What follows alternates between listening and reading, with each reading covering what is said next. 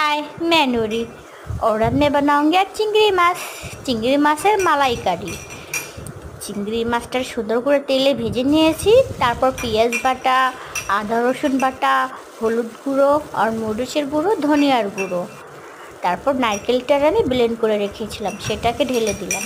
ঢেলে দিয়ে সুন্দর করে কষায় নিলাম।